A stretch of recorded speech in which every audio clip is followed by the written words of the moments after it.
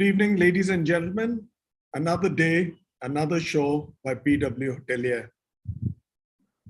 This is a line I've parroted for 19 shows. This is the 20th time I've done it. Welcome to the 20th show. But today is the last show of the 2022 season of the GM show series, which we end today. We draw curtains on it.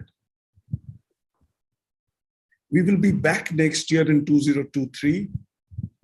The 2022 GM series has just been a beginning, like I've said in my last show as well. I can only gauge the success of the series from the calls and messages that we've been getting. They've been non-stop. Lots of words of encouragement. But all good things must end or perhaps take a break. We're planning a very interesting follow-up to this series, for which we shall be traveling to various locations. We shall let you know. I don't want to announce the exact plans. Let it be a surprise, but we will be there. We'll be traveling. Look out for us and follow bwhotelier.com, as we say. The topic for the show today is a very interesting one and extremely important for not just today, but for the future. And all impressionable hoteliers must watch this episode. It's about the evolving role of the hotel general manager.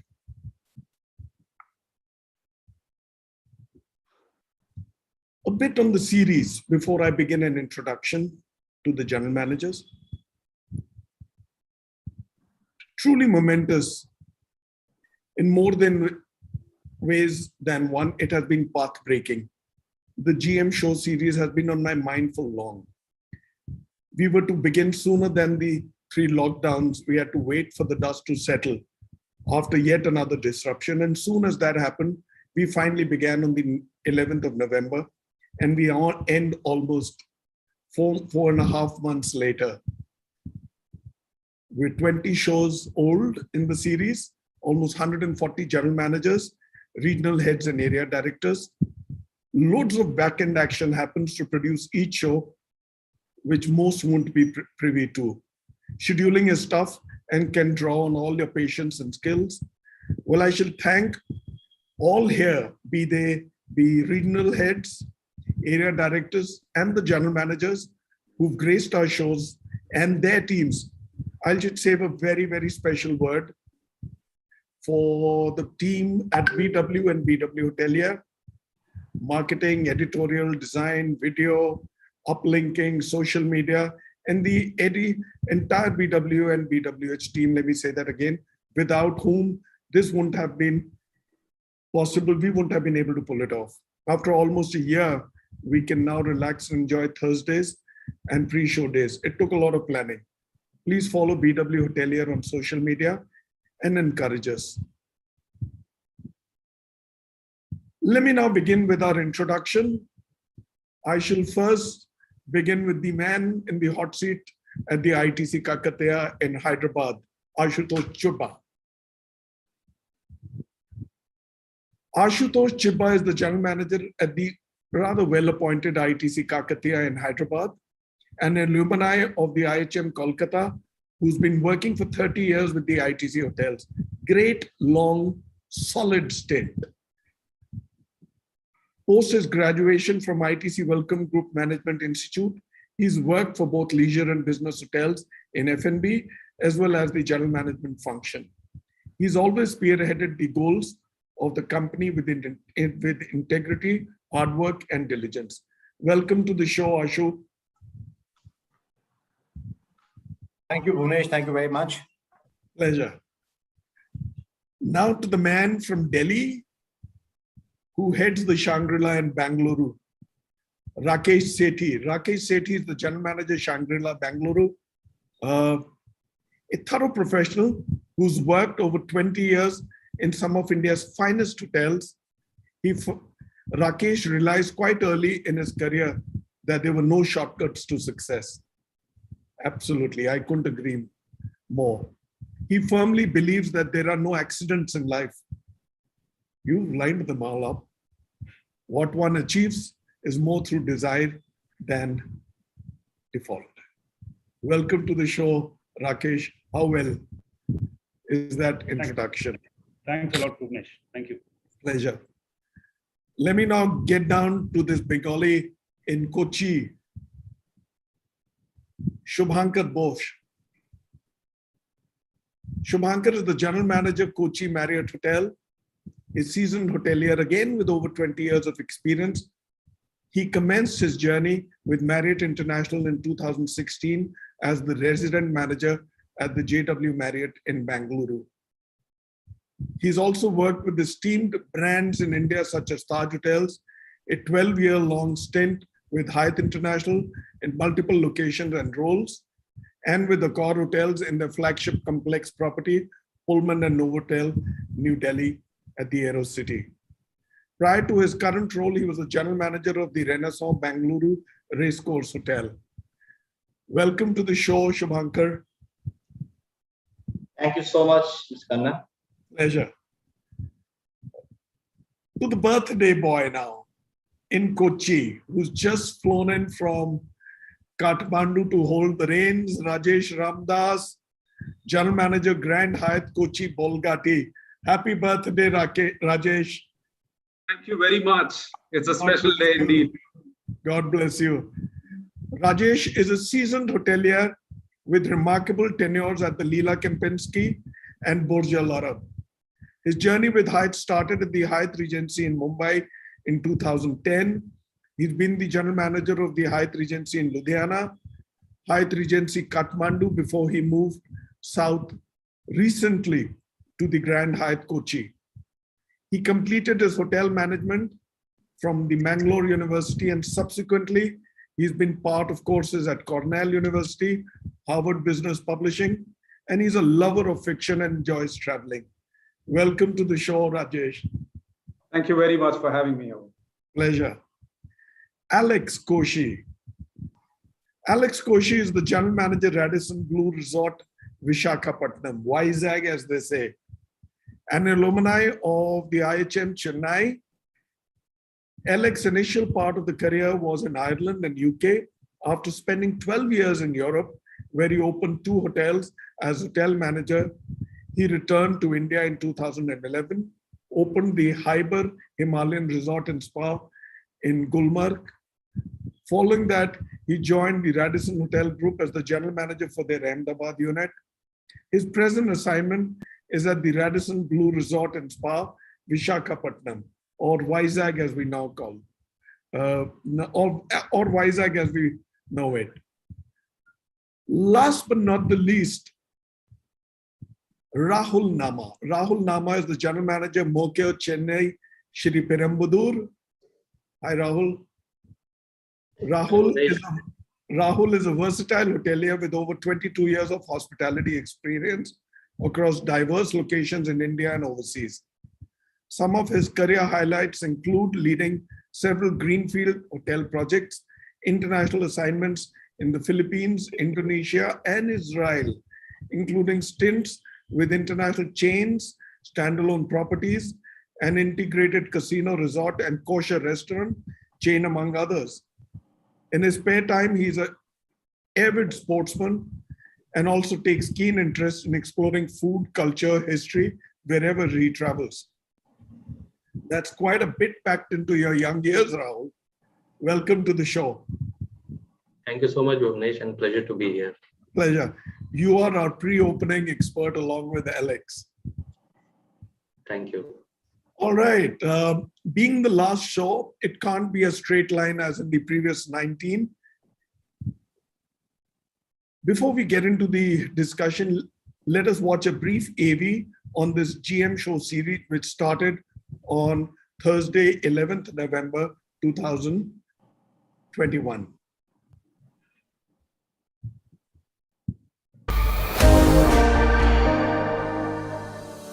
Good evening, ladies and gentlemen. So this is our first show, another day, another show by the BW Hotelier.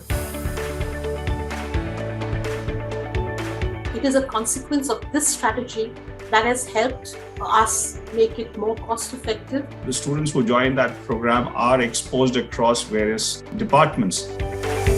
If there's one thing which is insulated from pollution and the winter and the cold, is the big fat Indian wedding. Weddings out of a catering business was almost close to, I think, about 40% of catering business.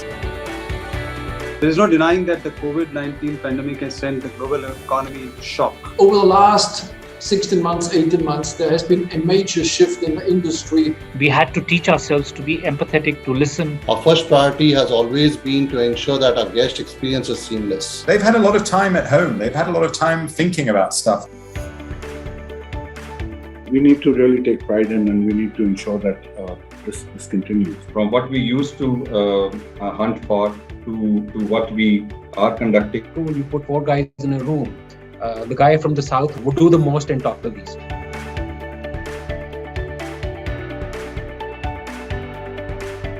Today, there are various companies who are willing to partner with hotels and come up with solutions that drive sustainability. We will need to start educating even our consumers about rethinking and refusing. I don't think for the East, whether it's the 5 states, whether it's the way you look at it in different cities. The state has got palaces, it's got forts, it's got royal heritage. When you hire somebody or when you nurture somebody, they grow with the organization. It is all about rotating people. It's all about double hatting. It's about optimally utilizing our resources. He or she operates as a role model for the subordinates. Currently, that we are facing a talent crunch in the industry. As you mentioned, the holidays. From once a year to now 3 times a year. Domestic travel was like a booster shot, make us float in this business. Our number one focus is to go local. For some, it's a passion. For some, it's a necessity.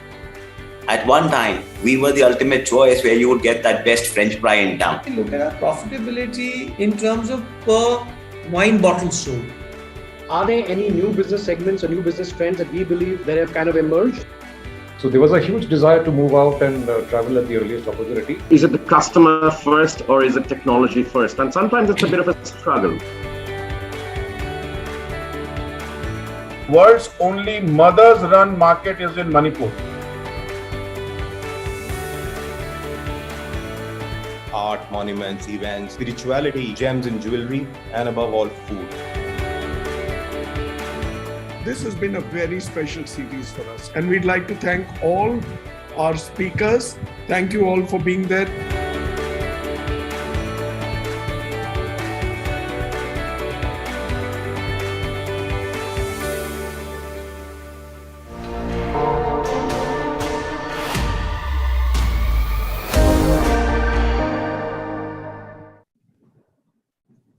The 2022 The GM Show series is an industry first and a path-breaking initiative by BW Hotelier, where we've gone beyond the metros to tier 2 and 3 cities across brands, hotel classifications, to bring to the national debate general managers who had hitherto not been heard or seen on many forums. Each show has been debated on current and other important topics. And next year, we shall be lifting the bar after the success of this inaugural 2022 series. All show recordings are there for the keen to watch at bwhotelier.com for repeat viewing as a go-to learning catalog of specials and referral hospitality content. Not just this, each of the nearly 140 moderators and speakers who presented and debated their case over 20 episodes from November 22, 2021 to April 29, 2022 today, they are all industry stalwarts. With over 4 months of scheduling, coordination, and paneling, and a relay of shows, it was now time to close the 2022 series, even though we were under pressure to extend it. Next year, we shall plan better with all the learnings behind us this year, and bring to the Indian hospitality, travel and tourism the very best general managers, regional heads and area directors, yet again, debating new topics. And yes, like our credo, at BW Hotelier, the sun never sets. We shall bring you more series with focus on Indian hospitality, travel and tourism. At BW Hotelier, we do things differently, and that is why we lead Keep following us on online and around social media. Let me now begin this show, the evolving role of hotel general managers. Today, the role of a hotel general manager is often all-encompassing, and he or she are not just the boss, the buck stops with them. They have to think on their feet as superhumans with loads of chutzpah and have to own their business as an owner, as an entrepreneur, be it sales, marketing, operations, IT, finance, HR, F&B, banquets, events, maintenance, security, the works, and delighting a guest as in customer service, all with a smile. Their job is 24/7. Don't forget that. In today's day and age, where technology has made it easier with information in real time on the tips, managing an asset is not a challenge. It is about how efficiently and productively can it be done. As new technologies proliferate and competition grows fiercer, the role of the general manager has undergone dramatic changes. It is then time to relook at the GM's JD for job description. Let us begin the debate. And let me start with the man in Vizag, Alex Koshi. Alex, I have a question which interestingly starts the show on a good foot. General manager is not for the faint-hearted or the ones who aren't ready for a 24/7 deep dive role, where getting into details and being hands-on is a prerequisite. The question is, how, as your experience working with global chains, domestic chains, and managing standalone properties, does it come in handy? Thank you very much, Bhuvanesh, for having me here in the season finale. Thank you. It's both pleasure and honor to be here. Yes, definitely not for the faint-hearted. Leading from the front, eye for detail, jack of all trades, plenty of cliches to define our role. But however, in my journey, what I have found is, it's more about how being thoughtful, being analytical, being creative, being compassionate that defines our role. Now, coming to the question, global, domestic, or individual properties where I have worked in, what I have always focused is that my guests leave my property happy, with me spending just about enough so that my bottom line is protected or exceeded. Now, in terms of involvement, spending time at the unit, it depends more on the individual style of management of the person, irrespective of the domain they are working in. When it comes to international chains or domestic chains, yes, you have the advantage. You have been given certain briefs. You have the guidelines as to what is to be achieved, and the expectations are communicated. But on the other hand, when it comes to an individual property, the general manager actually gets to create those, the targets or the expectation, in conjunction with the owner's vision. Same way, you've got plenty of processes, audits, surveys, which global and international chains use. With the advantage, again, for individual properties, you get to make them to suit your individual property. My initiation and growing up, as you were saying, it did happen in Dublin and Belfast. Now, being hands-on, yes, of course, it was a prerequisite, and more than a prerequisite, it was actually a work culture that was formed there. It really helped that in those 12 years I worked there, I did work in all these three domains.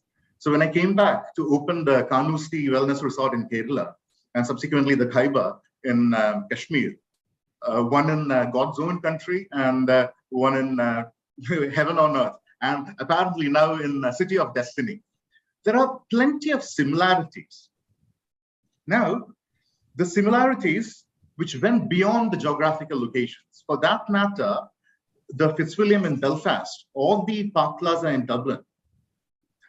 My point here is, to me, a hotel is a hotel is a hotel, irrespective of whether it's a brand, international brand, domestic, or an individual property.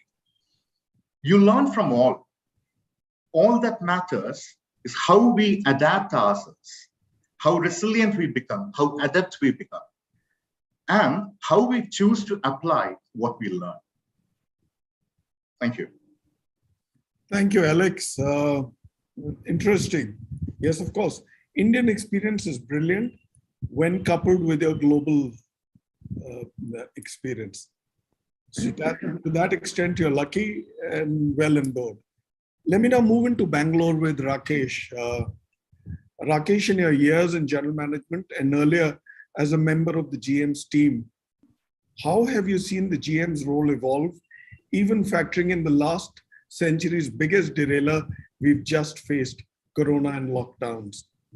And with all your years in the industry in running a hotel as a general manager, tell us what are the evolving priorities when you look back down the years, the lockdown, and now looking ahead. Great, thanks once again, Bhuvnesh, for having me on this show. Pleasure is ours, Rakesh. Yeah, so we all know the topic is very, very relevant. The role of general manager has never been static. The ability to multitask and be quick to adapt has always been a prerequisite because of the nature of our industry. So general managers need to be, as someone earlier said, jack of all trades and definitely master of some. So from analyzing the profit and loss statement to dealing with staff and guest disputes, the role is multifunctional. But in today's world, GMs work more behind the scenes than in the past. In the past, a GM would call all the shots. But today, because of the increasing complexities across all areas of responsibility, be it sales and marketing, be it finance, be it operations, technical, a GM must surround himself with strong minds. His team has to be diverse, who are expert in their respective fields. Today's general managers, I believe, face a much more multifaceted operating environment than what it was a decade ago. This is driven primarily by the digital and highly connected world we live in. The internet has made business decision-making much faster and lead times have dropped dramatically. At the same time, what is happening is electronic word of mouth, online reviews, price comparison websites. They have educated the customer to an extent that they are looking at every experience to be customized to their requirement. What that has resulted in is that customers are tending to be less loyal than what they used to be. So the biggest opportunity I see as a GM now is to embrace the trend of analyzing user data and using it to deliver better experiences for all stakeholders. General managers these days also need to be approachable and visionary, because it's not only the customer requirements which are changing, so is the employee requirements as well. They expect more from working in hotels than a decade ago. Lessons learned from COVID. I'll just finish by saying this, that there are no certainties in life, be it you as a private person or a business manager. Foresight and sustainable management always pay off. Building reserves in good times always pays off in challenging times like now.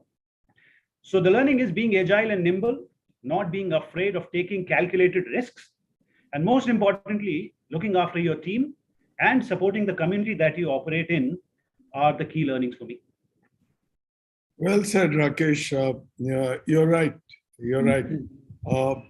These are magic mantras for general managers. I just hope the ones who are in the flanks waiting to take on general management are hearing these points. Very important. Let me now move into Shri Perumbudur with Rahul Nama. Rahul, let us talk a bit about a general manager's role by class of assets, properties, and locations.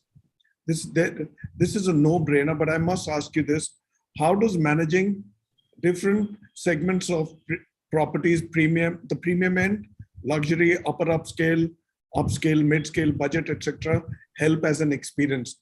Go up and down like a yo-yo, right? And imagine someone who's managed the upper end, but doesn't have experience at the lower end of the hotel pyramid. Read budget and economy hotels. Your views and your personal experience. Well, first of all, thank you, Bhuvnesh, for giving the opportunity to share my views. And let me also begin by saying that it's an honor and privilege to share the stage with the esteemed industry colleagues from my region.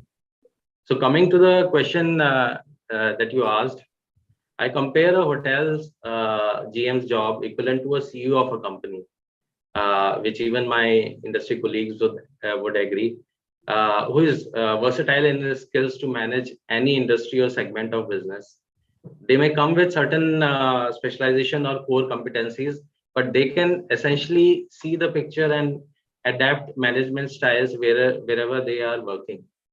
So being agile and nimble is very important, irrespective of the format of the hotel, of the property. And of course, these days, the GM should also develop a strong sense of ownership of the product, since ultimately owners want to see them aligned with their own vision. In many cases, and in my company, I can say that Accor really wants its general managers to be entrepreneurs. And it gives that culture and openness to operate the properties. So ultimately, you have to do the best for your owners and the brand to deliver in any location that you work. We also have a seamless opportunities for the general managers to move across different segments of the properties. So talking a little specifically about the upper end of the pyramid, yes, it would be definitely vastly different in dynamics and concepts from lower end of the spectrum. But pandemic has drawn the line thinner and has posed luxury and premium segment properties to become leaner, rationalize the cost, which was always the case with economy and budget segment properties. Similarly, if we consider economy hotels, it doesn't mean that they will focus only on basics. But like in Accor, I can give example of Ibis hotels, which operate the properties very dynamically, and this is the native brand which has always been in the forefront of innovation in last few years. Something like Ibis Music, which was the innovation in 2019 when the Ibises were used for organizing mini live concerts across the globe around the world. And not just that, the new designs were launched, the happening food and beverage concepts were launched across the brand while integrating technology to enhance guest experience in Ibis. So irrespective of the category and location, it is totally up to the brand and the general managers how they can integrate certain common elements and have a vision and the entrepreneurship to operate the property, understanding the micro market and the region. So sharing my own example, I can say that I have myself transitioned from a large city center corporate business hotel in Jakarta to a economy hotel in Mumbai, and then to a luxury casino resort. So I definitely I can say that the experience in diversified formats of the property have been excellent for me to get ideas and best practices in my professional life. So and lastly, I can say that we have to be open-minded, have deep respect for the culture that we are working in, and adapt to the guest expectation. Things will automatically fall in place. Thank you. So very well said, Rahul. I mean, diverse experience makes for a more than merrier case, and also the fact that you're also a pre-opening specialist. We'll come to that in a bit. Let me now move to Shubhankar. Shubhankar, tell me, this is a very critical question, managing an owner and operating bosses simultaneously. It's like two bosses. You've got to keep them both happy. They both appraise you. They both go after you, right? For the ones who had managed assets, I have three parts to this question. For the ones who had managed assets, you have the unenviable task of managing owners and your bosses in the operating company. That can be a tall ask, one. Let us hear from you the challenges and your personal style and approach. I'll come to the other after your response. Right. Bhuvanesh, thank you for arranging this lovely session, and I am really thankful that I'm among the industry colleagues who are also stalwarts in their own field and their own skill sets, and I'm very happy. It's an honor for us all to be amongst all general managers. I mean, I would give my right arm to be where you people are. Right, absolutely. But thank you so much for getting us in this last episode, which is one of the most important one, I'm sure, and it will definitely create a great amount of buzz for us. And it's in the post-pandemic that is most important. We are all looking decked up and completely ready to take the world on from here. Yes, the role of a general manager, especially in this particular question that you have put forward here, I think it is paramount. I think this is the most important role that we play in ensuring that we bridge the gap, or we bridge the communication between the ownership of the hotel and also the operator who's operating the asset. In our case, it is an international operator, and we do work with owners who are locally well known, and they're well settled in the local ecosystem. Our job becomes very, very important, because we not in general, how people look at it is that you are representing international brand, and you are a representative from the brand to mediate, to discuss, to negotiate, and to work with the local owner.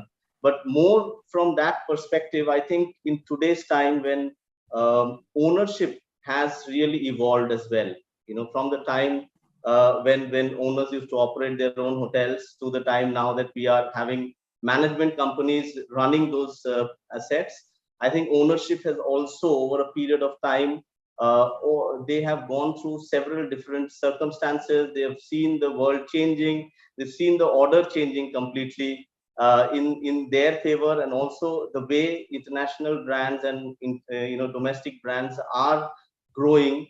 Owners have also dealt with different brands at a time, and they have become much more aware of how things works, and they are in a position to actually keep check on things that we as operators doing. In that circumstances, I think general manager's role becomes extremely important.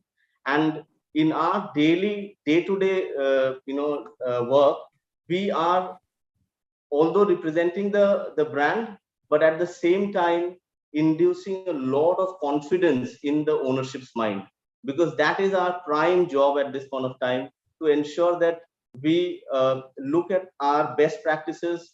We constantly keep innovating our programs, innovating our offerings, and bring in value which will drive results for the ownership. So we work very closely with the ownership in most of the cases in today's time, to ensure that the ownership is more confident that they have actually selected the right operator, and they are working with a very professional operator to build their asset and to take it forward. So tell me, Shubhankar, who calls the final shots, the owner or your boss, or is it a bit of both, or perhaps negotiated? And if and a bit about maintaining relations with the owners, operators, the team, and guests, and communicating with them. So the final shot, yes, definitely. It is. It depends from situation to situation. In today's time, I think the ownership definitely plays a very important role, because we are in a situation wherein we have seen the pandemic really taking a huge impact on us as companies have struggled really during that time, and we have seen different situations evolving. In such a condition, I think the ownership has been a great support for most of the assets, and we definitely take the owner's viewpoint and try to see what is the best possible way to work with their interest in mind. So in most cases, I would say the owners definitely have a final shot, but being a professional company, driving this industry trends, I think as operators, we also ensure that they fall in line, with the required trends that we are having in the market, and what will be beneficial for the ownership in the long run, and not only in the short-term gain for them. So it's a mutual respect. It's a mutual work that happens, and any assets where the operator and the ownership has been able to work hand in hand, they have been able to actually be more successful than a hotel where both works in a completely different way, and the GM's role becomes very, very important in that case. Yeah, thank you, Shivankar. I get your point. And yeah, it can be tricky, but when managed well, it's like any relationship. If you manage it well, it'll flow. I'll now go to Ashutosh Chipa. Ashu, given your years, over 3 decades in the industry and all with ITC, tell me the last generation. You've seen some of the final general managers go to where they are. They've all become. Some of them have become very good CXOs. Right? I don't have to take names. Tell me the last generation of general managers were in the classic mold. Some schooled in specialty, hospitality schools, which weren't too many. And then the best in India, or groomed under able administrators. The pipe smoking, pinstriped Savile Row suits, Oxfords, with the retinue of secretarial staff. I'm sure you get the idea. I'm just giving you an idea, build up to the question. Life has come a full circle since the challenges and opportunities have turned on their head. It's a brand new ball game. It is about survival of the fittest, swim or sink. Tell me, what change have you seen? I've got 2 parts to this. What change have you seen in that approach versus today, and how do they both come in handy in today's day and age? And if you can, Ganesh, thank you for having me. And if you to make it interesting, if you can lace it up with some anecdotes and examples of both then and now, this will be good to hear. Thank you, Ganesh. Thank you for having me over. Yeah, pleasure. You set it up very well. It's extremely interesting. Don't we all, as general managers, wish we go back and live those days? But I guess things were tougher that time as well. We've all kind of, when going through the catering colleges, when we train in the hotels and in our earlier part of our careers while growing up, I guess all of us romanticize this idea of the GM being the super host, always in the lobby, entertaining guests, in the restaurants, PR parties. You saw all this and you kind of all aspire to be there one day, do it, and kind of move on in life. But I guess now today, whatever's happening, and my fellow panelists have kind of put things in perspective. It's just on the way now. I don't really see too much of that. One moment, Ashu, can you pull up a little? Your audio's going a little. Thoda sa aage ho jao. Sorry, my apologies. Yeah. So if you're nearer to your mic, it'll be better. Can I be heard better now? Sorry. Yes, much better. Please go ahead. Apologies for the. What I was saying is, we used to kind of look at these GMs as larger than life. Really the romanticized image of the GM we had, standing in the lobby, meeting guests, super host, entertaining. We thought that we'll be all doing this, once we grow up and reach in there. But now that we are here now, I guess we see all this waning away now. I guess my fellow panelists would agree with that. I think those were things of the past. That was needed at that hour, and I think must have been really tough for those guys doing it that time. Coming to the point of what has kind of really transformed, what has changed in all these years. I've been in this business for the last almost 3 decades now. The position has always been very challenging. Nothing can be taken away from that. A GM of a hotel had pressures even that time. I guess pressures have increased, I would say. The last decade and a half has even become much more dynamic, I would say, in what I have seen. Given the fact that so many facets of the hospitality business have changed, or have shifted, I would say, not changed, but shifted. The changes are ever evolving in the consumer behavior, guest expectation. My fellow panelists just touched on the financial expectation, the demands from the owners, new legislations coming in like FSSAI and all, extremely stringent, corporate governance, digital transformation, social media, and more demands. This is ensure that the Savile Row effect, the fars in the lobby has really come down now. We spend less and lesser time in the lobbies, I guess. It's more in the heart of the house, going around the hotel, not positioning ourselves in hotels and restaurants, right? We used to do earlier on the lobbies in the restaurants, I would say. The basics of the hoteliering, if you really ask me, have remained the same. But with the new pressures, we are all morphing into new roles, I would assume that. If I say that, we won't be wrong. But I say the success of the GM depends on how fast and efficiently we'll be able to adapt to this changing scenario. And all of us have done pretty well, I guess, all of us who are on this panel right now and at the position that we're handling. My personal belief, in times to come, the role of a GM he has to be extremely nimble, adaptable, and proficient. And there's a very thin line now that he's walking on. And he has to really maintain that balance extremely well. Otherwise, you can always fall. So the role what we were doing, let's say a GM 2 decades back and that what he's doing right now, there's a little bit of change in the whole perspective that things are now today at. Looking at, if I kind of go back, a general manager would meet a corporate guy in the evening, have 2 drinks in the lobby, and then the account got shifted. Things were very simple, I would assume. I still assume. But now I guess it's a little more complex than that. RFPs, FPR rates, it's a huge complexity which has come into the whole thing. But I guess, yeah, it has to go on. Let's see how it pans out in the next few years. Thank you. Thank you, Ashutosh. That was very, very nice. I mean, good to hear and a very good insight on how general management has evolved. Let me now touch base with Rajesh Ramdas, the birthday boy. Rajesh, I want to draw you in on another important part, reviews.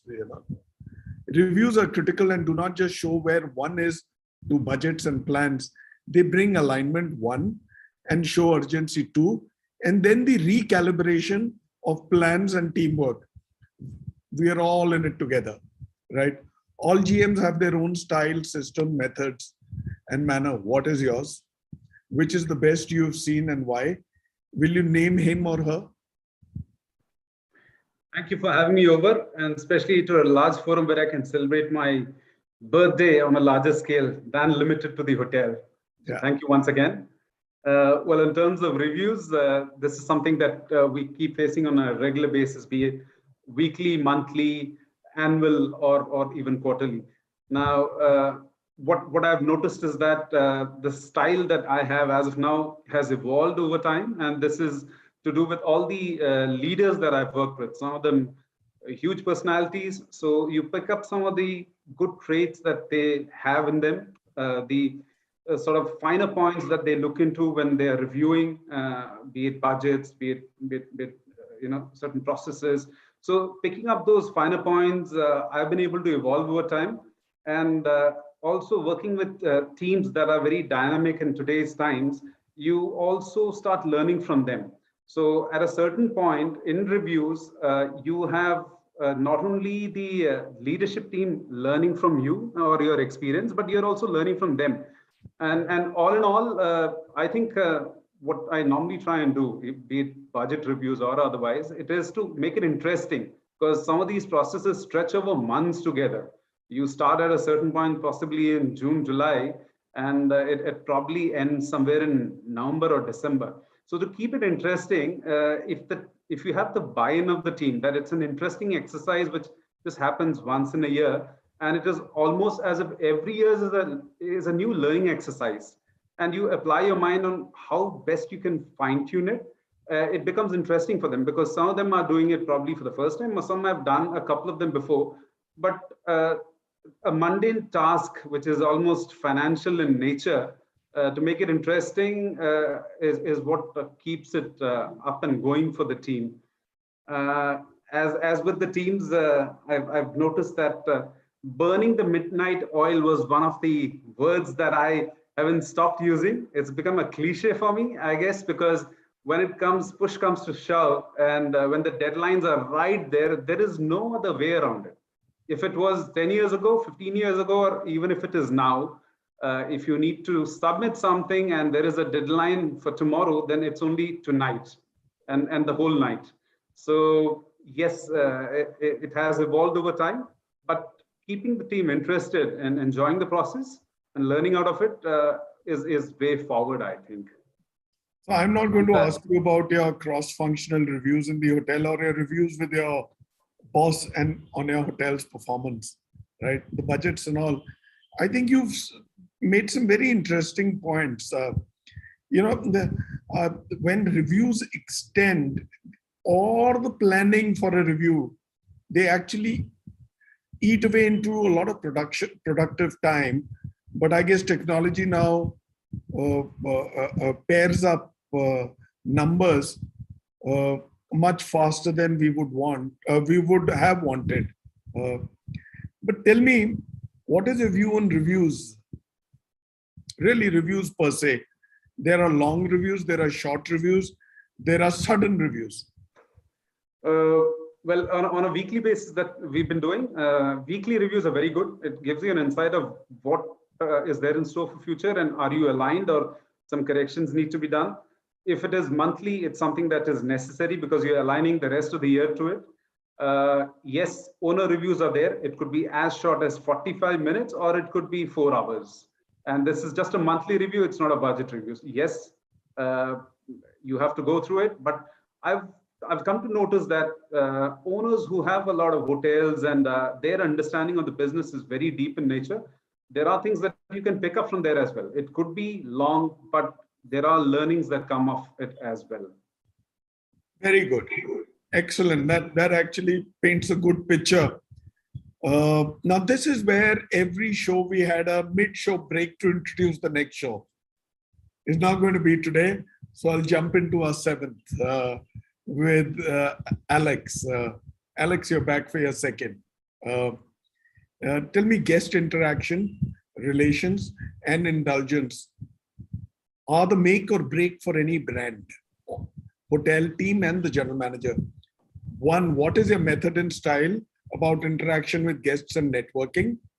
And how successful has it been? And does this impact in the guest coming back? His or her good word of mouth, referrals, and yes, a good referral. A good review, sorry. See, ours is an industry where more than technology, the human aspect, the human emotions, the sensories plays the major role. So only way to ensure that we are successful in that particular aspect is to have through meaningful interactions. Now, you cannot have just a set way to get this done. For example, when I was actually managing a high-end resort where the ARR was over 25,000 rupees, I used to welcome every single guest into the hotel myself. And where not possible, I used to make sure that I meet them on departure. And I used to meet every single guest at least a couple of times during their stay, give them options on itineraries, experiences, all those aspects. Every guest used to get a personalized handwritten note from me. Now, that was needed in that particular high-end model. Now, when I came to be a city center, was working for a city center, pure business hotel, I struggled to engage with my guests. And to add to it, it's a dry state. So there is not even an evening lounge where the guests will come or I can actually entertain them. So that was completely missing. Now, at that particular point, the NPS started dropping. So we had a meeting, the leadership team. And of course, we did not invent it. We actually adopted it from some other place. And we decided each member of the leadership team will drop at least one guest to the airport. He will drive the car. So the problem there was, what we were facing was our guests were super busy, time pressed. Even their meal times, it was either over meetings or a phone call. So we came up with this idea, and starting from me, we started either driving the guests to the airport or picking them up. So what that did for me was, we got solid 25 to 30 minutes where we could have where we could engage with our guests. If there was an issue, I could resolve it before he boarded the flight or before he checked in. I understood clearly, or my team understood clearly, what his expectations are. So as I said, there is no set way. Everybody has got a different way of interacting with their guests. Now, how to see whether it was successful or not? In Khyber, or rather in that particular resort, what happened was, during my time there, I think my name was mentioned out of the entire associates. My name was mentioned most in TripAdvisor. Now, seeing that, guests started contacting me directly, calling me, making reservations, or asking for me upon check-in if they didn't meet me, and letting me know, by the way, Mr. X has recommended this place. They were giving fabulous reviews about your property. So yet the answer, and the same way in the business hotel, what happened was, I was able to convert my OTA bookings into hotel direct bookings. My leadership team made direct contacts with these guests. So again, from that point on, well, you'll be surprised, my NPS actually within 45 days was the best in the entire group. And even now, that particular hotel is a market leader when it comes to occupancy. So if the answer to your question, whether it helps in referrals, guest reviews, it's a thumping, resounding yes. It really does. Excellent. Yeah, Khyber is pretty much up there. But also they sit in a catchment where there's hardly any competition, and that catchment is a prima donna, so to say. And of course, your hotel is also Tony. So yeah, okay. I'll now go across to Rakesh. Rakesh, tell me, technology and digital transformation, extremely important. General management in the digital and social media age is all about instant gratification and justice, or is it about a summary shoot and scoot? I have three parts. How does the digital transformation manifest in your day-to-day working, and about the need to address the changing consumer behavior? 1.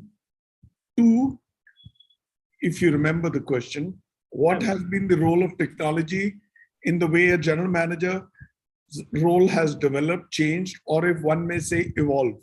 And how does it come in handy in your day-to-day working internally while managing your ship, and outwards while selling to the clients, or while measuring up to and delivering a guest's expectations? Yaad rahega? Bilkul. So our industry, I believe, is all about innovation. I'm sure all the co-panelists will agree on this one. At each guest touch point during the customer experience cycle, we have an opportunity to create memorable experiences, and that's what we all specialize in. Now, this is greatly facilitated by technological developments. Adoption of digitalization definitely facilitates that. Now, COVID, I'll answer this slightly differently. So COVID here has acted as a catalyst, and the hotels have adopted digitization of services at a much faster pace than what we were all planning to do. Now, since the beginning of the pandemic, we've all had to rethink and innovate in order to tackle the growing concerns surrounding health, safety, and hygiene. Now, this has also resulted in a lot of change in terms of consumer behavior and preferences. So what we have done here, we've embraced digital transformation wholeheartedly. Not that we had a choice, but it was a win-win for all. Now, hotels have launched apps providing guests with the ability to check in, choose their room, order room service, communicate with the hotel staff, all from the palm of their hand. Now, as a result, printed menus, minibars, laundry lists, directory of services, which used to be placed in good old days, have all gone out, don't exist anymore. Additionally, some hotels are also doing digital keys, which is a good example of ideal contactless solution, safety at the top of their mind. Now, going forward, just like we have smart cities, we have smartphones, hotels will, I think some of them have already started experimenting, will have smart rooms, enhancing guest comfort and experience. So some hotels have already taken a lead on this, I know, wherein all the guest room functions, service requirements from curtains, light, air conditioning, television, TV channels, to even casting and streaming services is all done through a virtual assistant. So all this is happening as we speak. Now, what this will do for us is it will help us in streamlining processes and improving the profitability. The margins will improve. It will ultimately speed up the evolutionary process and help the industry emerge stronger from these tough times. That's what I believe. Now, as far as using technology to measure, reach out to customers, deliver guest experience, and measure guest satisfaction is concerned, there's a new breed of digitally native and highly individualistic travelers, the millennials, we call them, Gen Ys, the Gen Zs, who have grown up to being able to customize just about everything from check-in experience to dining and wellness, almost everything. So I am 100% convinced that data is the buzzword today. Tapping into the big data stream generated by guests, staff, visitors, owners, it's like tapping into a gold mine. We as GMs need to be able to answer today's traveler's question, what is in it for me? Why should I choose to stay with you? This has to be justified more than just with location and price. So I firmly believe by actively analyzing and harnessing this data, we will be able to achieve higher room rates, increase yields, and have a sustainable growth. Excellent. Yeah, digital transformation has actually aided us and spared our time to focus on a whole lot of aspects which we were struggling to handle. I'll now move to Rahul. Back to you, Rahul. Tell me cross-domestic and international geography experience, a bit on that. Are a huge trainer for a well-rounded general manager, right? You spent years outside and you've done a lot of domestic working also. Your views and how good is that a learning? If you can tell with some examples, especially if it is your international exposure, then the standards of hospitality services globally and domestically are a big learning boon. Are they, or am I wrong? No, absolutely, Bhuvnesh. It's a very interesting question and very close to my heart and my mind because I love traveling. So I certainly owe my professional success to my cross exposures and working in different geographies, especially in my early part of career. From a very practical perspective, some of my esteemed colleagues would also agree that as a hotelier, we learn more from our experiences rather than the books and the hotel schools. So it's quite experiential industry for any hotelier. So no doubt, both domestic and international exposures have given me a wider understanding of different cultural elements, history, food and preferences of the people, and which helped me in honing and balancing my people and management skills. So if I give an example here, that when I moved from an operating property in Hyderabad to pre-opening assignment in Rajkot, Gujarat, it was a complete change for me, because going from a different region and going to Rajkot, which is the heart of Saurashtra, where the clientele is much more traditional, and they have totally different preferences. So first of all, it is a dry state, and then people prefer to be vegetarian in the destination. So I had to do a lot of survey to understand the F&B landscape of the state, and in particular of that region. And I launched all vegetarian specialty restaurant. And after a year of the launch of the property, I even launched a exclusive wedding catering in that market. Because its MICE business is quite successful, and it has a lot of potential. So it was a big transition because otherwise I would have never experienced how to cater to the Gujarati palate and the taste buds. So I now I'm able to understand the requirements wherever I go.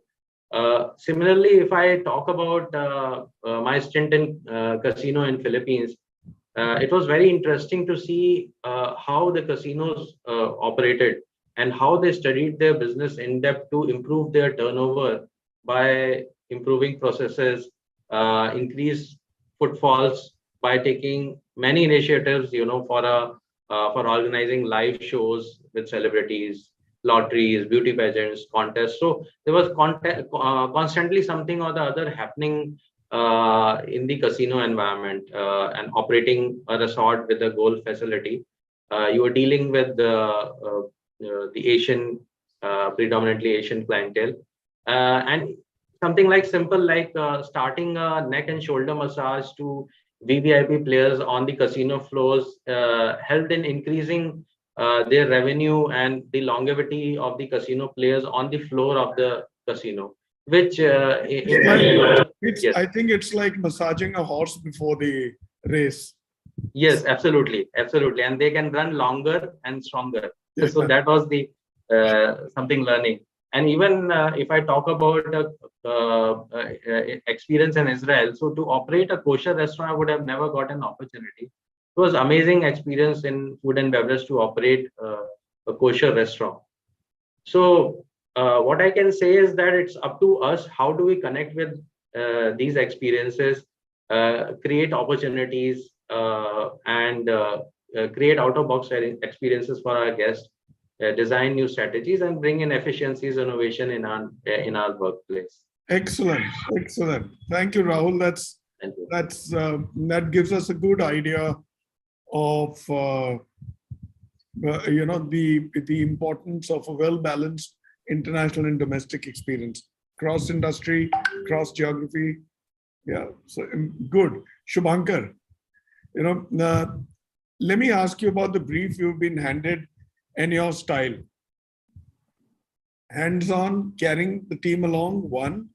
Arm's length via deployment and control.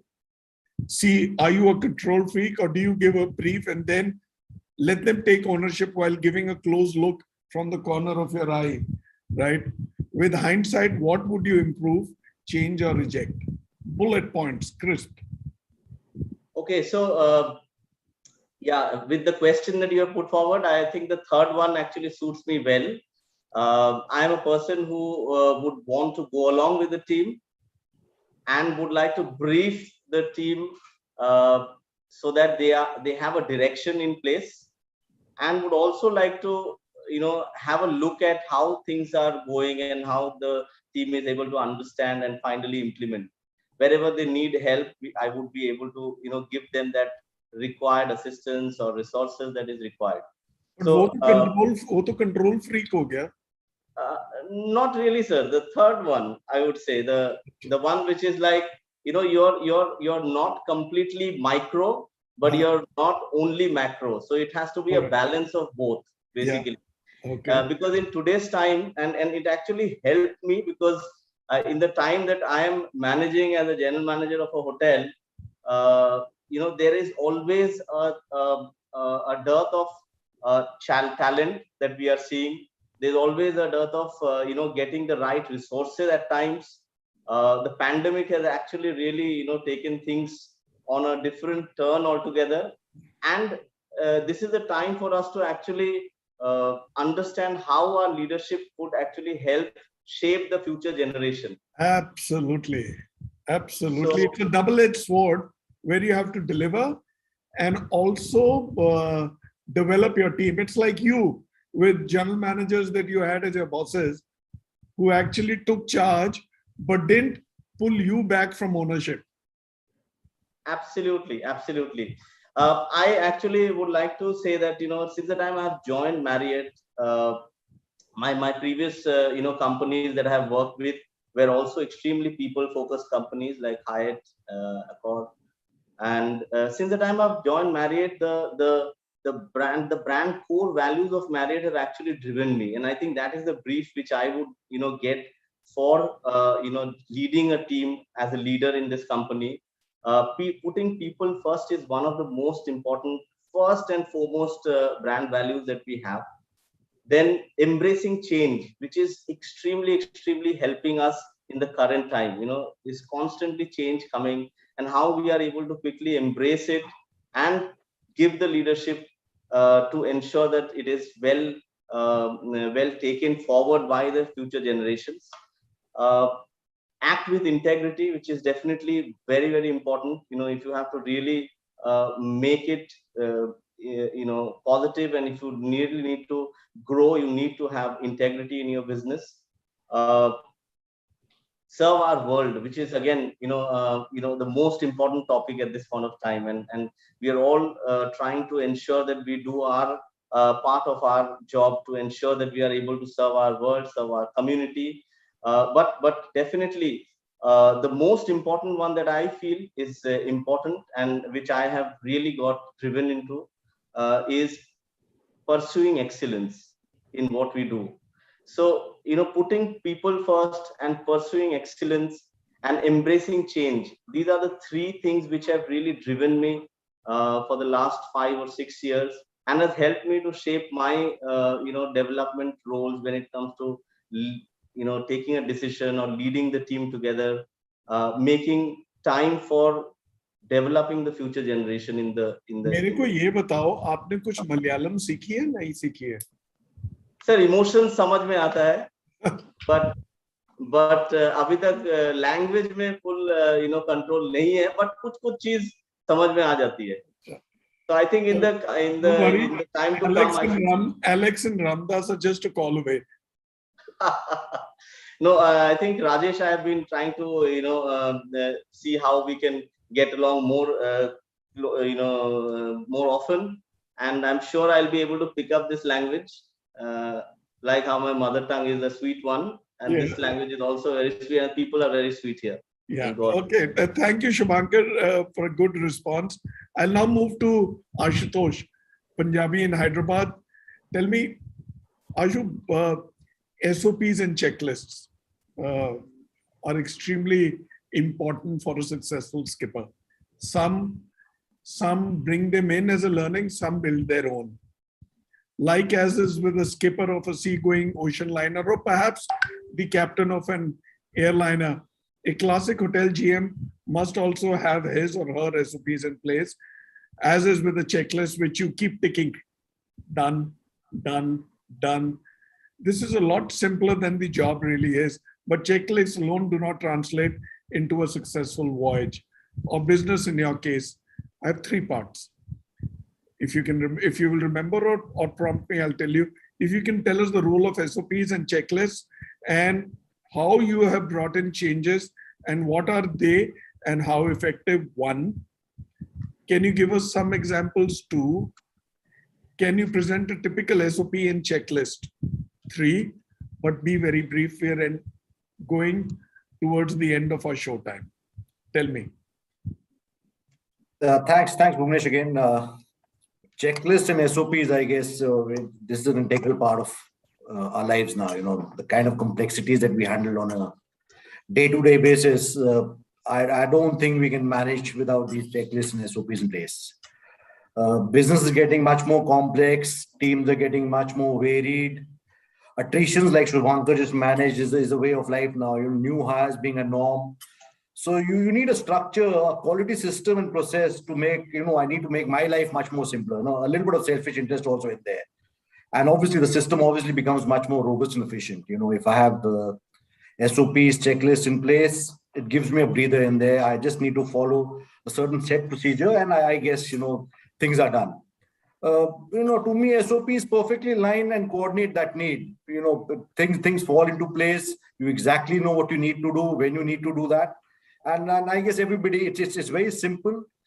People can comprehend it. It is there. You need to tick and things get, you need to complete the job.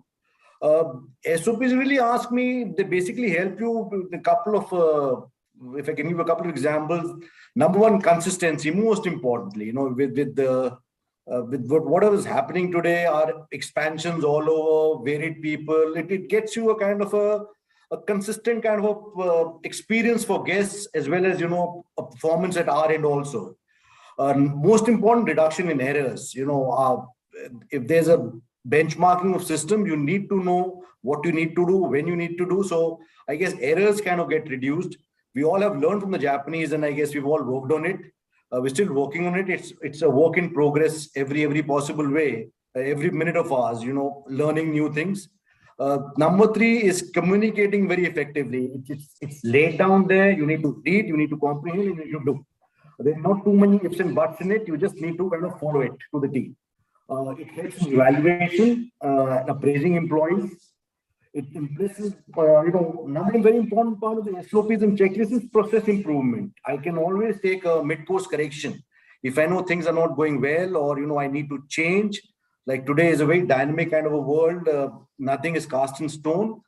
Things have to change. SOPs change, checklists change, and I think we are on our way. It makes it easy for us to replicate processes, like I just mentioned. And today, I guess, in every function, it helps you to atomize tasks, and, accountability fixing is again a very important part of the SOP and checklists. I can pinpoint this is a restaurant manager's SOP, that's his checklist. He's supposed to follow a certain patterns, do certain things. And if not done, I can fix an accountability. Okay, those things are missing, not done. And traceability. Another very important part is traceability. Where did we go wrong? Tomorrow, if we need to kind of go back on the drawing board and see, okay, guest experience got kind of, if I can use the word, did not meet guest experiences, we can always trace it back. So for me, SOP is absolutely, it's the Bible. That's the way I operate. We have daily checklists, we have weekly checklists, we have monthly checklists also. And in the company that I work, ITC, a very audit-driven company, Bhuvnesh, you know that. Yes, these checklists and SOPs are all auditable. They come under the purview of our audits. So I just cannot fill in a checklist at the end of the month and say everything is done on that day and not do it on a daily basis. So for me, this is what we kind of live and breathe by. But also checklists and SOPs. It's the Bible. Also, sorry for interrupting.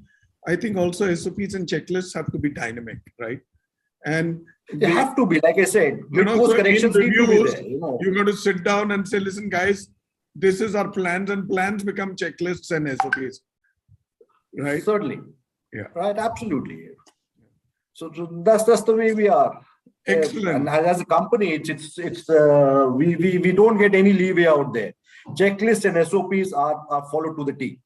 I guess for every function, we've broken it down into functions, we've broken it down for HODs, we've broken it down to managers, we've broken it down to supervisors. So kind of atomize it to the maximum possible. And go granular. Absolutely granular. The way water is to be served, how many sachets of sugar, how many sachets of sugar-free, what comes from a breakfast condiments, how would they be placed, everything is documented. So and they bring such alignment and get people to work in the narrowest of parallels without deviations. Absolutely. So there is no leeway allowed in the SOP and the WP. So this is a very interesting discussion here between you and me, right? I'll now move to Rajesh. Rajesh, back to you. All right. How's the feeling of seeing your proteges succeed? Have them develop wings and shine? Not just satisfying, but one of exhilaration.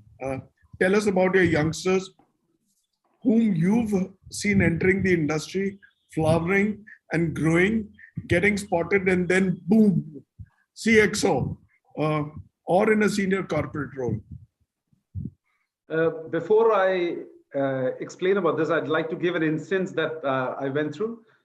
As soon as I joined Hyatt, there was a particular thing where we had to cross-train the front office manager and the housekeeping manager to each other's function so that they could grow into, future roles. We did the cross-function with each other for a couple of months, but at some point we felt that if they do not know the very essence of running each other's department, it wouldn't do justice to a future role. So at some point we did change their job titles. We got the front office manager to become a housekeeping manager and the housekeeping manager to become a front office manager. Excellent. At this point, I was very, for sure, I have to say, I was nervous because I've not done this before. And it was supposed to be a calculated risk. But years down the line, I'm very happy to say that I've seen these individuals flourish, do very well, because the perspective that they get of working in each other's department and the pain points they understand gives them a lot of learning. And I'm sure it will do well in life, because I myself, I've worked in housekeeping for a period of time. I've cleaned rooms, I've done all of that. So it gives me a very good understanding of how difficult can it be for the other department. So it is very gratifying. It's almost to a point where I'd say it's like a child, your own child succeeding in certain things. It's a matter of encouraging them, giving them the opportunities, because this is not the time where 85% ready for a certain role. Even if you are up there in the 70s and you're given the opportunity, you tend to give it your best and do well. So it is gratifying, and plus there are people who try and showcase themselves. There are individuals who sort of are raring to go. All they need is one opportunity, and giving them that chance and then nurturing that talent gives a lot of satisfaction, I guess, end of the day. I have seen, I've not seen CXOs for sure, but I know of colleagues who've started out with me and are in very senior positions in homegrown companies. They're also doing, some of them are doing very well in moving over to the owner side. They have multiple properties. The owners have multiple properties, so they look after their assets. So all in all, very gratifying, I would say, that you being able to help and guide at least a few of them.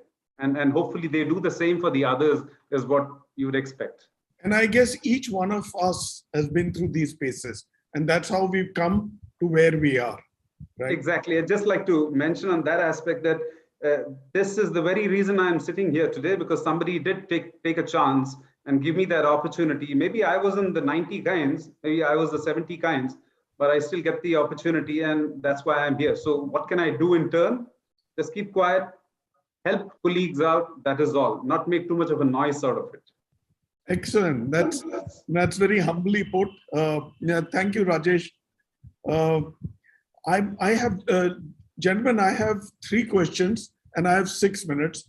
So you have 2 minutes each to respond to that. Let me begin with you, Alex. General management, handling owned assets and managed or franchise assets. 2 parts. What are the differences, given that in owned assets, there is no separate owner to manage? And also tell us the peculiarities. 2 minutes by the watch. And my time starts now. Yes. Okay, we've been dwelling on the differences between this managed franchise and the individual properties for a while. Now, my take on this, it's slightly different. See, if you have your priority, if top priority is the hotel and not your brand or the ownership, you will hit the right chord, which will make you take the right decisions, which will prove good for the hotel, which in turn will make both the brand and the hotel happy. To the question, in an owned asset always, unless and until the owner is actually a hospitality savvy or knows about hoteliering, we have, as general managers, a responsibility to educate him. It's a very tricky one, because if you do not communicate in the right manner, diplomatically, honestly, and transparently, that conversation would go pear-shaped. So that is one major issue you'll have in ownership. But if you ask me, I'm actually just rushing a bit because I know about this time limit. But if you ask me, the most challenging aspect is the managed part, because we are a bridge. And when we are a bridge, we have to, it's a balancing act. So I have to understand what my owner requires and do it within, do it without compromising on any brand standards. So that comes to managed. With franchise, the problem, it's a very simple and tough problem. The guest who is staying in the franchise property doesn't know whether it's a managed or a franchise property. So if he sees any deviation in brand standards, that obviously ends up in a guest complaint, maybe a bad review, and maybe the brand losing that customer. So in all these 3 aspects, I call general managers who manage properties as the filling in a sandwich, right? So it can be, if you're grilled, well, you had it. So, all right, interesting, Alex. Thank you for that. That was quick. Rakesh, I don't know how you will get this going in 2 minutes. The next one has 3 parts. They say hotels are the cradle and nursery of talent development. Extremely important question, I must say. Growth and spotting future leaders across levels. Let us talk this big part of which you are the owner and repository, right? HR, people, talent, growth, cross-functional experience via job rotation, etc. How does it all happen? We know about appraisals, developing leader programs, and talent management one. How good is the now well-beaten idea of job rotation, which Rajesh just spoke about, right? And how has it helped in making well-rounded professionals, or may I say leaders? 3, is it an exception or more than that when rankers from levels graduate to be general managers? How successful is the transition? All right. So first things first, some interesting trivia. While researching recently, I found out the history of appraisals dates back to 221 AD. This is one of the Chinese dynasties where the imperial ruler would evaluate the performance of each of the ruling family members. ये कहाँ से ढूंढ के लाए हो तुम? ये research किया मैंने थोड़ा. आपने ये भी करवा दिया अभी. अच्छा. Okay, so on a serious note, we know our business is a people business. So taking forward from what Rajesh was saying, both the stakeholders, which is customers and employees, are equally important. So recruitment is where it starts. I say we have people with the right attitude, skill, and training we can always give them. So appraisal process these days is very different from what it used to be when I started my career. Now it is more development driven, target based, participative, and open, very importantly, instead of being considered a closed room, confidential affair. Moreover, what is happening is in some of the hotel chains, like mine, I can take an example, we have started stripping down traditional hierarchies. Now, we do not have 10 different job roles or positions for the same job. We are ditching traditional hierarchies in favor of more equal working environments. Now, this leads to an open and constructive performance management system wherein we seek feedback at multiple times of the year instead of having one conversation at the end of the year. So this gives an opportunity to the candidate to do course correction in the middle of the year. Now, talking of job rotation, I have had opportunity of working in various divisions within the hotel, and I can very confidently say it gives one an edge over others. Being a GM, one has to don different hats at different times. We've all said that. So solving a dispute, you need to be an HR manager. Reading the financial figures, you put yourself into the financial controller's shoes. So now this helps one grow, one have a full, well-rounded growth. So many of my general manager friends started off as waiters. Now, I mentioned earlier, positive attitude is the key to succeed in any environment. For our industry, it's all the more important. I've seen young people rising to senior positions with proper training. And this strengthens the perception that hospitality is a career, it's a way of life, not only a job. कर दिया तुमने 2 minute में. हो गया? Yeah, talent development, whichever way you develop it, is I think one of the most important pillar of our industry, right? Not just for our business to stand upon now, for it to carry from where we were to where we are to where we ought to be, right? So obviously it's that baton wo relay race nahi hoti thi. So you've got to keep handing it. Somebody handed it to you, and you're going to hand it to somebody else. Absolutely. Right. I'm good I asked you about this. And yes, job rotation within the hotel across functions or across geographies and also across industries gives you a well-rounded experience. This happens, Rahul Nama, to be a last question, not just for the show, but for the entire series, right? and it had to be yours. So let's go for it. I will not be reading another question this year. Maybe for the other series that I've planned, yes, but not for the GM Show series. For an industry that is rapidly scaling up with new hotels, which are opening across classifications and geographies, this is where pre-opening experience for a general manager is very, very important. You know, I wanted to ask this question. I'm 4 parts to it: pre-opening and steady state or normal course general management calls upon different skill sets. How easy is that switch? What are the skill sets for a pre-opening GM? Are pre-opening GM specialists, or can anybody do it?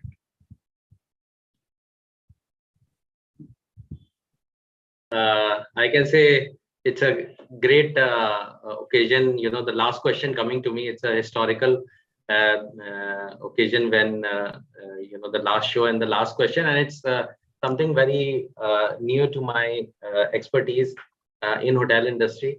So I will talk very practically on it, and you know, just to visualize a hotel general manager who has been working with an operational property, with a steady property.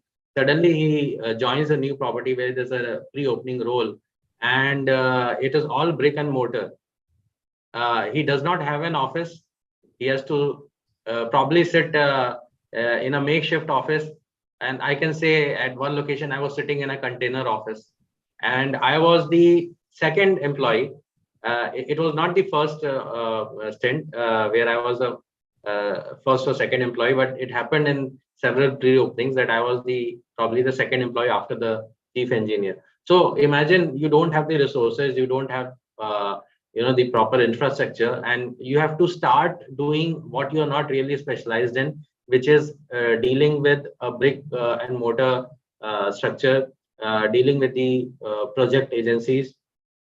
So for a steady manager general manager who comes from an operating property, it's a complete switch, and it's a complex and technical switch, because apart from the expertise in the hotel industry that he is having, so he has to drive recruitments, he has to prepare a business plan, you know, and so many other functions he has to overlook, hire the right people.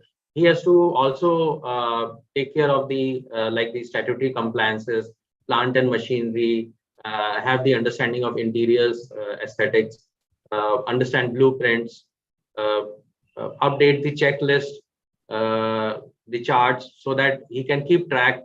So it's a very technical area which he has to involve, and it's non-core area which most of us are not trained for. But I can really say that each and every pre-opening adds to your experience, and it's a very intense role which a general manager from an operations background has to be involved in. And I can say what really worked for me in these roles have been the temperament and to stay calm and take things step by step. But and work to timelines. Yes, and timelines, and you know how inquisitive the owners will be, because they have their money at stake, they have deadlines, they are sometimes a delay of licenses, sometimes they are getting the licenses, so they want to expedite, they want to start part opening of the property. So it's an amazing experience, and definitely to say that hiring an experienced general manager with a pre-opening is much more better than you know, not having an experienced resource. Having said that, it's not that you cannot have, it's always a first, and you can always pick up the skills. As I said, it's the temperament, focus that really helps you in opening a property, and it's a wonderful experience. Excellent, Rahul. General managements are like pre-opening general managers are actually like project engineers who become general managers, right? So it calls on very, very different skill sets. Having said that, we've run out of time. Gentlemen, it's end of the season, end of this show. 2022 is done with and dusted. It's been good. Lot to take home. We have, Kenny, we have if we have 15 questions here, imagine how many we have in 20 shows, right? So there is a whole lot of information sitting there. Let me see if we want to compile it and put it together with questions and responses. We've had some fantastic moderators. We've had brilliant speakers. Look at today, what responses. And I'm telling you, today's topic is so good. Evolving roles of a hotel general manager, right? Or involving roles of hotel general managers. Excellent. What a great, I want you to stay back here. I want to play that series again, and then we'll say namaste to each other and move on and promise to meet soon and keep connected. Salman.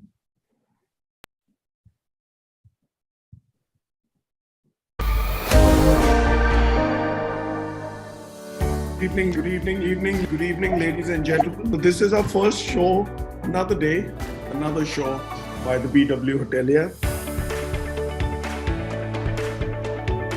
It is a consequence of this strategy that has helped us make it more cost effective. The students who join that program are exposed across various departments. If there's one thing which is insulated from pollution and the winter and the cold, is the big fat Indian wedding. Weddings out of a catering business was almost close to, I think, about 40% of catering business. There is no denying that the COVID-19 pandemic has sent the global economy into shock. Over the last 16 months, 18 months, there has been a major shift in the industry. We had to teach ourselves to be empathetic, to listen. Our first priority has always been to ensure that our guest experience is seamless. They've had a lot of time at home. They've had a lot of time thinking about stuff. We need to really take pride in, and we need to ensure that this continues. From what we used to hunt for to what we are conducting. When you put 4 guys in a room, the guy from the south would do the most and talk the least.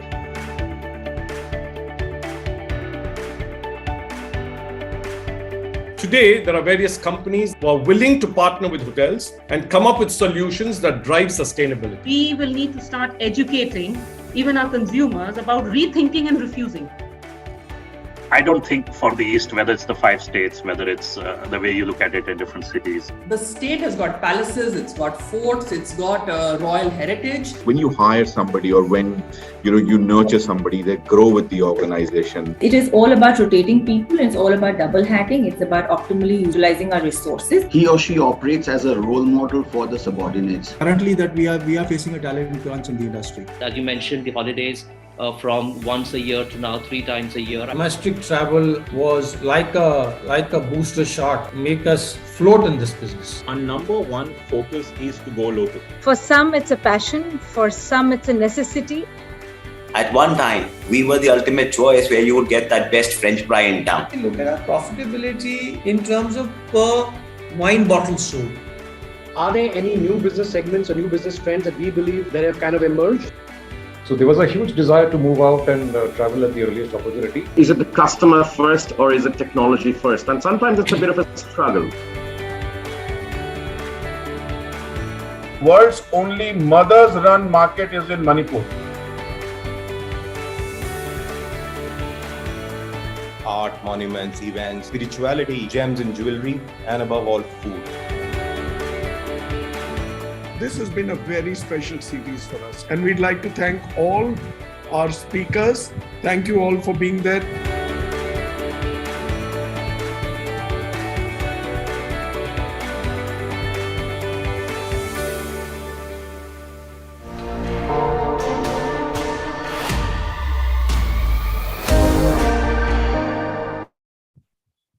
Thank you all. Thank you for bearing with me. We had to do this. And thank you, right? God bless you. Thank you, Rajesh, Ashu, Rahul, Rakesh, Saurabh. I think Alex has skipped out.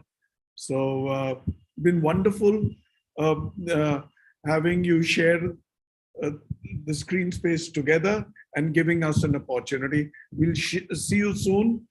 Keep hooked on to BW Hotelier and let us know what we can do for you. Thank you for your time.